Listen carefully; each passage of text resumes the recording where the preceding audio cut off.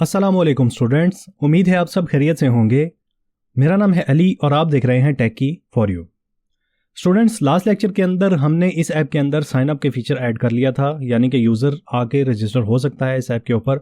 और आज के इस लेक्चर के अंदर हम क्या करेंगे, यहाँ पे लॉगिन का सिस्टम ऐड करेंगे, यानी कि यूज़र आएगा और लॉगिन हो सकेगा।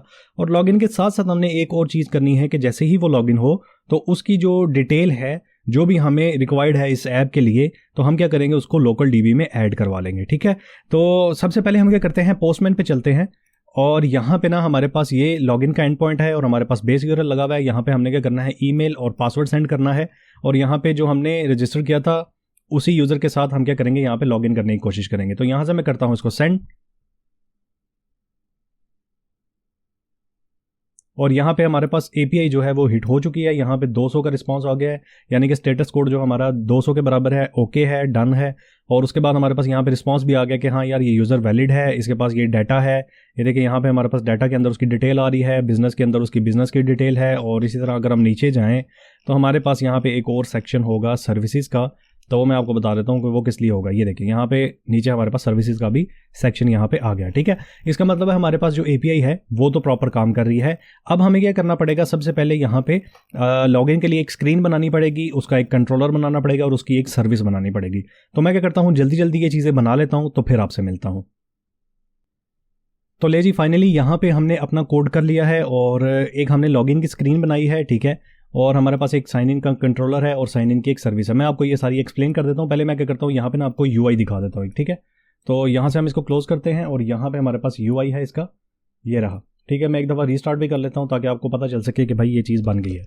और अगर टर्मिनल हम खोलते हैं यहाँ से, तो यहाँ पे हमारे पास टर्मिनल भी आ गया। ठीक है, अब मेन चीज़ ये है कि हमने यहाँ पे लॉगिन करना है। तो मैं यहाँ पे ना सबसे पहले जो मैंने वहाँ पे पोस्टमैन पे चीज़ें लिखी थी ना, मैं सेम टू सेम यहाँ पे डिटेल कॉपी पेस्ट कर लेता हूँ।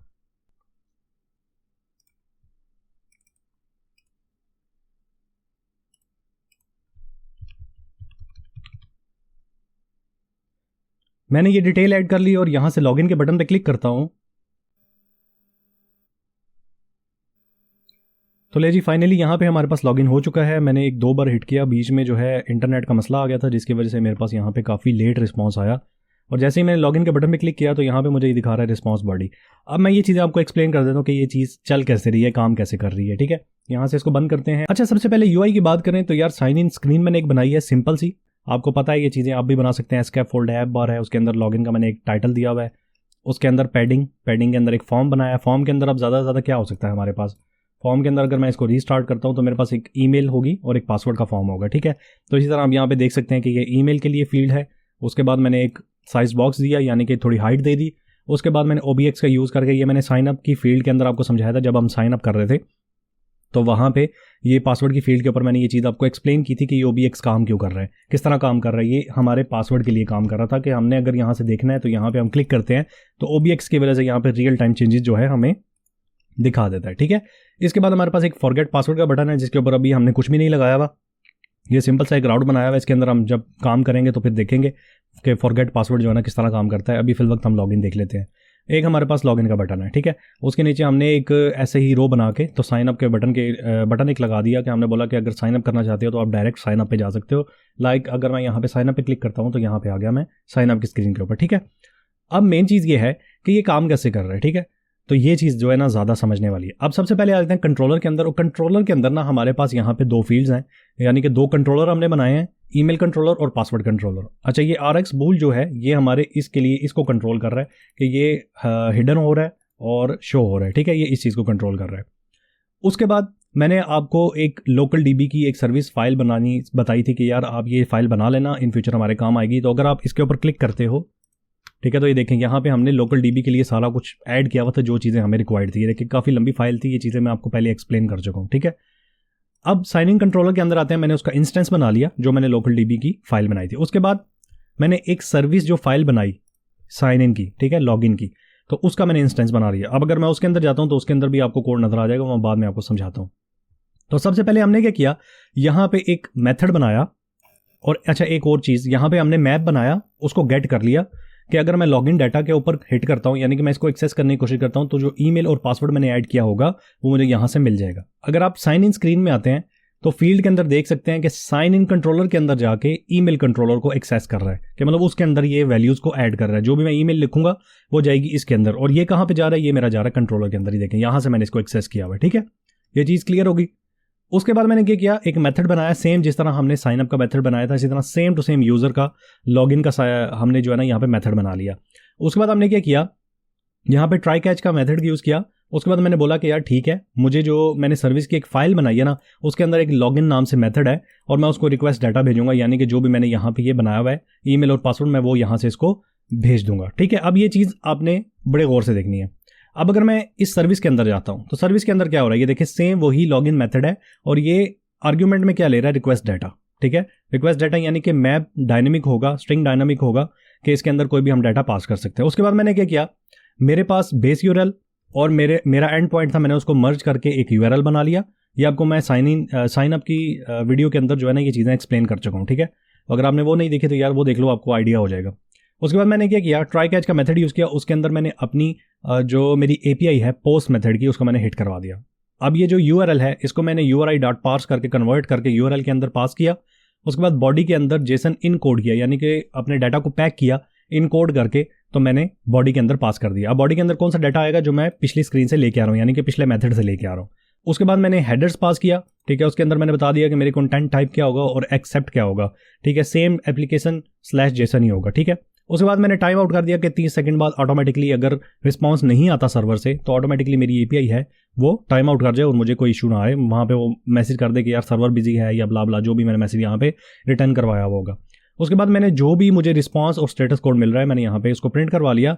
उसके बाद मैंने यहाँ से डिकोड कर लिया। अच्छा, यहाँ पे अगर सिंपल डिकोड करना चाहते हैं तो आप वो भी यूज़ कर सकते हैं, और अगर आइसोलेट मेथड का यूज़ करके डिकोड करना चाहते हैं, जो कि मैं आपको पहले साइन अप की सीरीज के अंदर एक्सप्लेन कर चुका हूँ, तो वो भी आप कर सकते हैं। दोनों मेथड मैंने आपको बता दिया, आप सिंपल से भी काम चला सकते हैं और ये वाले आइसोलेट का भी यूज़ करके तो आप इसको डिकोड कर सकते हैं, ठीक है।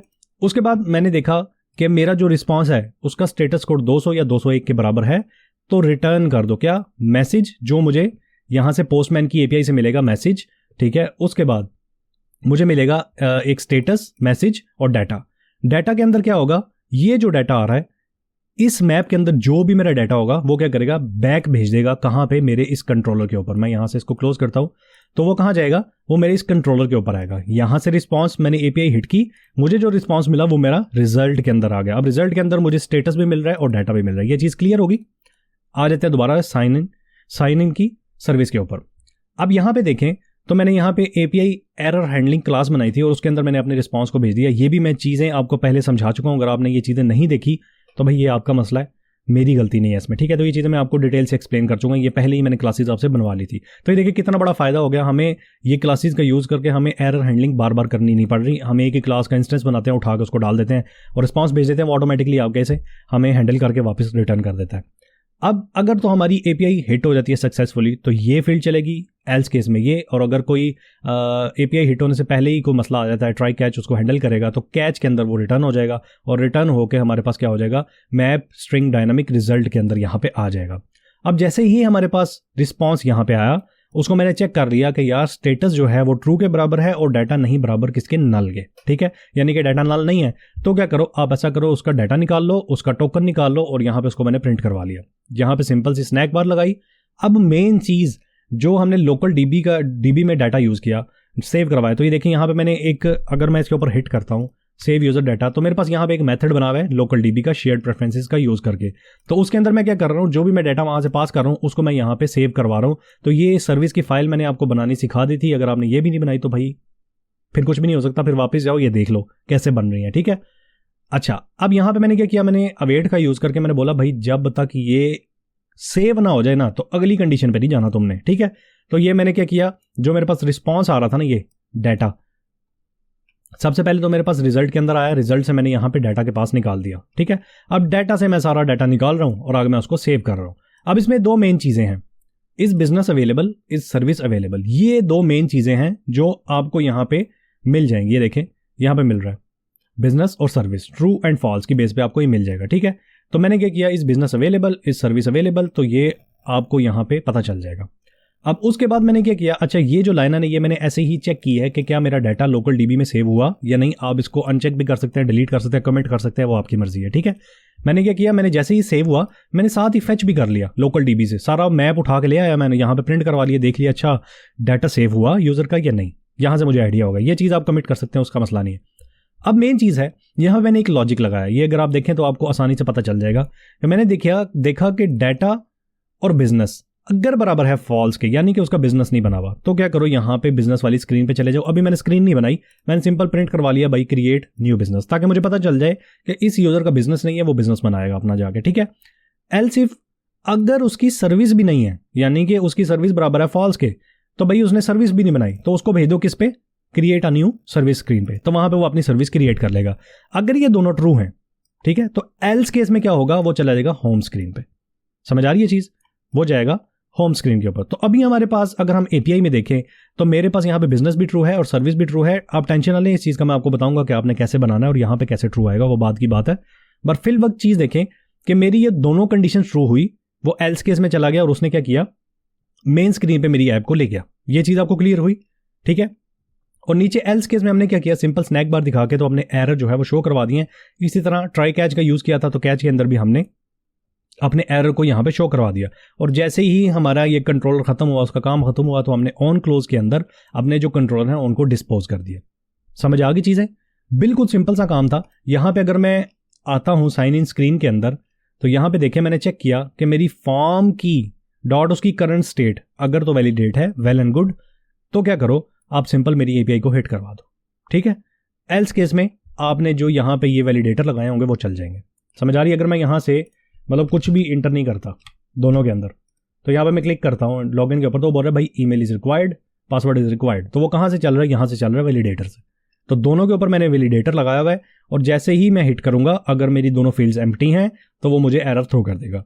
एल्स केस में वो क्या करेगा, वो देखेगा अच्छा वैलिडेट है, यानी कि दोनों पे कोई एरर नहीं है, दोनों फील्ड ओके हैं, तो क्या करेगा वो जाएगा चुप करके अपनी मेरी एपीआई का जो मेरा मेथड है यूजर लॉगिन का, उसको हिट करवा देगा। अगर मैं इस मेथड के ऊपर आता हूं तो ये देखें ये सेम वही मेथड का मुझे यहाँ पे लेके आ रहा है। इसी तरह फिर वो रिस्पॉन्स रिक्वेस्ट डाटा जो है ना मेरे पास, यहाँ से मैं लेके आ रहा हूँ साथ, ये देखें यहाँ से डाटा मैं लेके जा रहा हूँ कंट्रोलर के ऊपर, और यहाँ से क्या हो रहा है, ये जा रहा है अगली सर्विस के ऊपर। तो यहाँ से लॉगिन का मेरा मेथड प्रॉपर जो है वो एपीआई हिट करवा रहा है। यहाँ से जो भी रिस्पॉन्स आएगा, जो स्टेटस कोड आएगा, वो रिटर्न करेगा मेरे इस कंट्रोलर को रिजल्ट के अंदर। रिजल्ट से मैंने चेक कर लिया कि भाई ये डाटा ये ऐसे ऐसे है, तो वेल एंड गुड, आगे चलो, अदरवाइज उसको क्या करो, एरर थ्रो कर दो। और आगे मेरी यहाँ पे लोकल डीबी मैंने सेव करवाया, उसके बाद मैंने यहाँ पे कंडीशन चेक कर ली कि बिजनेस और सर्विसेज एम्प्टी हैं, यानी कि नहीं बनी हुई, तो क्या करो उनको इस स्क्रीन पे भेज दो।